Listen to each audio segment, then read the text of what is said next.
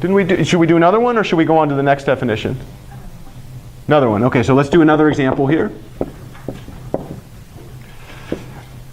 So let's let, how big do you want this one to be? You want it to be, what? 3 by 1? That's not, okay, that's cool. I don't think it's enough information though, right? 4 by 1, okay, that's the next best thing. And then maybe we go 5, 0, 0, 5. So this is now a 4 by 1. Perhaps we call A2 0, 1, 1, 0. And maybe we'll be really exotic and put negatives there. And then we'll call A3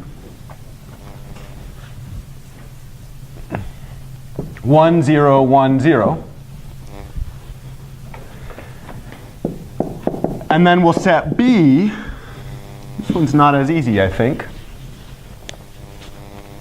I don't want to go there yet because that's going to introduce a whole can of worms that is going to be really frustrating to deal with.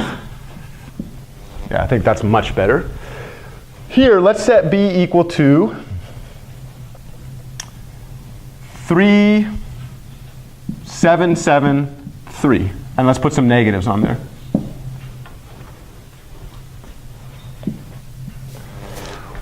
What do you say about the vector B in terms of those vectors? Connor, sorry. Okay, Connor just made a conjecture.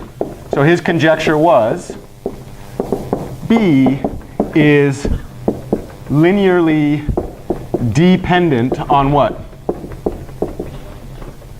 On A1, A2, A3. How would you know that it's linearly dependent on A1, A2, A3, Connor?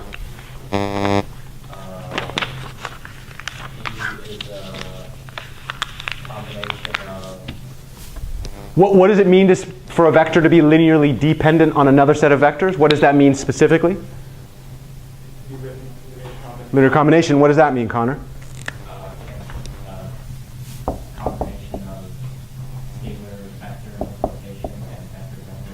If you want to confirm that B is indeed linearly dependent on the vectors A1, A2, A3, what do you need to do for me? Or for yourself, more importantly.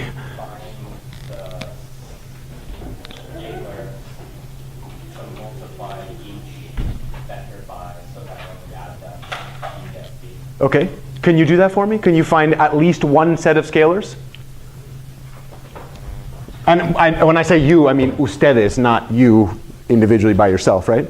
Can someone help me with that? What vectors could you multiply, or what scalars could you multiply those 3 vectors by in order to get that vector out? Be careful, remember, scalar vector multiplication requires that the scalar comes first and the -6 times A1 plus -7 times A2 plus what? 0 times A3. Let's go ahead and confirm whether or not that is too legit to quit. Here I would have something that looks like this. 5, 0, 0, 5. The next one would look like what? -1, -1, 0. And then the next one would look like 0 times. Guess what you just did for the first time, Joe? You just solved a general linear systems problem. That's the solution to a general linear systems problem. Okay, let's take a look at this thing. This thing would now look like -30, 0, 0, -30. What's the next one? 0, 7, 7, 0, plus the least interesting vector in the world, or the most interesting depending on what day it is, right? Now what? B. Question, was this solution unique? Why? Say, yeah, so so for sure, what did we just confirm? Yeah, so what we just confirmed, I guess I could write it over here. We just confirmed for ourselves B is indeed linearly dependent on what? On A1, A2, A3. What does that mean again, Katya, when I say B is linearly dependent on those three vectors?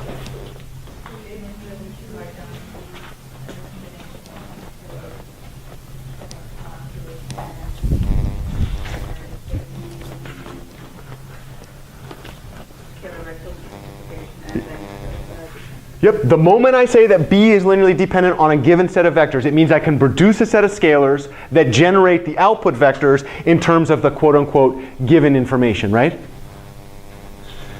The next question that we had was, but this combination is not unique.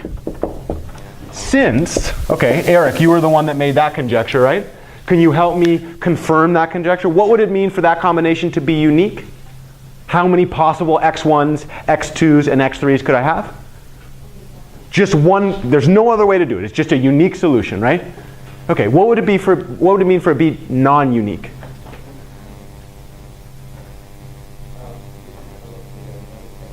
Another set of x. Could you do that for me? Let's go ahead and do that. So let's go ahead. B would be, what was this, 30, was it negative, I think? And then these were 7s.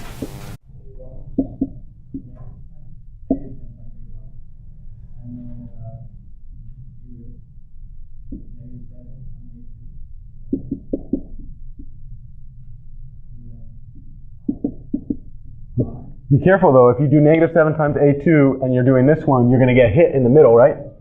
Yeah. Can I make a suggestion? Real easy. Yeah. 2 of the first one.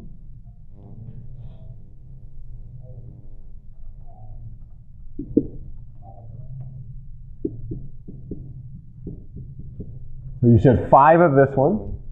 Okay, so that would be 20 plus 10, but I wanted it to be negative. So make this one negative and that one negative, right? Okay, now what? So this would be here -20, and I would need to get back to +7. So now I'd have -27 there, right? And we could check, we could actually confirm that this solution does produce the thing that we need. So this would now be -10, 0, 0, -10, plus 0, 27, 27, 0, plus -20, -20, -20, -20. What would happen there? -30, 7, 7, -30. Right? So now we know immediately, not only is B a linear combination of the vectors A1, A2, A3, but the scalar coefficients that we choose, there can be more than one set of them. Go ahead, April. Just one actually would mean 1 to 1, and that has to do with the properties of the columns of your matrix, and in fact that's the second definition of linearly dependent. Here's a claim. The moment you know there's more than one, how many are there? Infinite.